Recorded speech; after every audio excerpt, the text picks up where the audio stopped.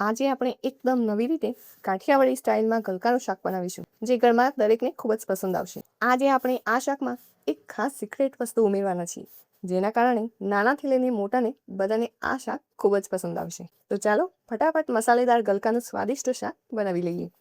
તો એના માટે અહીં મેં 250 ગ્રામ જેટલા ગલકા લીધા છે.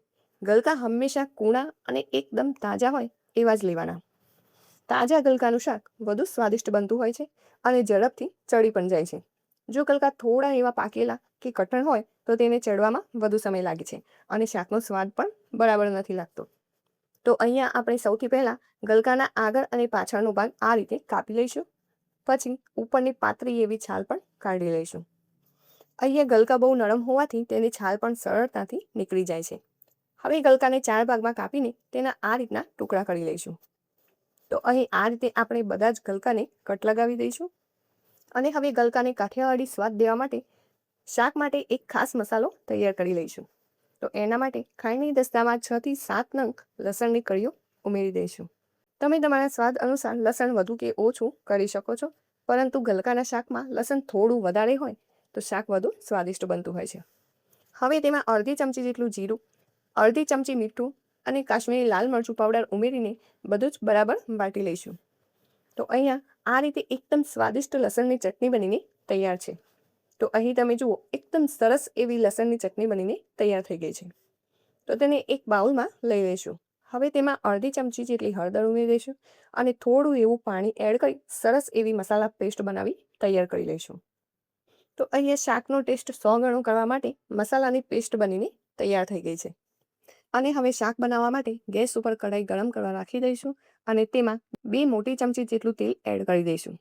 અહીંયા તેલ સરસ એવું ગરમ થઈ જાય એટલે તેમાં અડધી ચમચી જેટલી રાઈ એડ કરી દઈશું. સાથે તેમાં અડધી ચમચી જેટલું જીરું એડ કરીશું. જીરાનો હલકો એવો કલર બદલાઈ જાય અને રાઈ પણ ફૂટવા લાગે એટલે તેમાં અડધી ચમચી જેટલી હિંગ ઉમેરી દઈશું. અને તરત જ આપણે જે લસણ મરચાંની પેસ્ટ બનાવી હતી તે પણ એડ કરી દઈશું અને સરસ એવી તેને સાતરી લઈશું.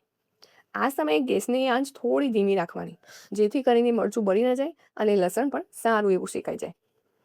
અહીંયા મસાલાની પેસ્ટ તેલમાં સારી રીતે શેકાઈ જાય એટલે આપણે તેમાં સમારેલા ગલકા ઉમેરી દઈશું અને બધી જ સામગ્રીને સારી રીતે મિક્સ કરી લઈશું.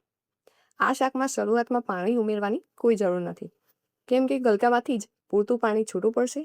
તો હવે બધી જ વસ્તુ સરસ એવી મિક્સ થઈ જાય એટલે આપણે તેને ઢાંકણ ઢાંકી દઈશું અને મીડિયમ ગેસની આંચ પર ચડવી લઈશું. તો અહીંયા આપણે થોડી વાર પછી જોઈએ તો ગલકામાંથી સરસ એવું પાણી પણ છૂટું પડી ગયું છે. તો હવે તેને ફરીથી સરસ એવું મિક્સ કરી લઈશું. બધું જ મિક્સ થઈ જાય એટલે આપણે તેને એકાદ મિનિટ માટે આ રીતે ચડવી લઈશું. અહીં ગલકા એકદમ કૂણા અને તાજા હોવાથી તેને ચડતા ખૂબ જ ઓછો સમય લાગે છે. તો અહીં ગલકા સારી રીતે ચડી જાય ત્યારે આજે ઉમેરવાની ખાસ સિક્રેટ વસ્તુ એટલે કે મગની દાળ ઉમેરીશું.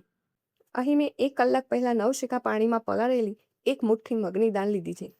તો આ પલાળેલી દાળને ગલકામાં ઉમેરીને સારી રીતે મિક્સ કરી લઈશું.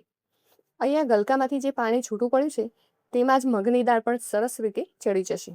બધું સરસ એવું મિક્સ થઈ જાય એટલે તેમાં 1.5 ચમચી જેટલું ધાણા જીરું પાવડર ઉમેરી સારી રીતે તેને મિક્સ કરી લઈશું. તો મિત્રો જુઓ, અહીંયા ગલકાનું નવી જ રીતે શાક બનીને તૈયાર છે. તો મિત્રો એકદમ દેશી કાઠિયાવાડી સ્ટાઇલ મગની દાળવાળું સ્વાદિષ્ટ ગલકાનું શાક બનીને તૈયાર થઈ ગયું છે. તો આ શાક રોટલી, રોટલા કે પછી ભાખરી, પરાઠા સાથે ખૂબ જ સ્વાદિષ્ટ લાગે છે. તો એકવાર તમે પણ જરૂર ટ્રાય કરજો.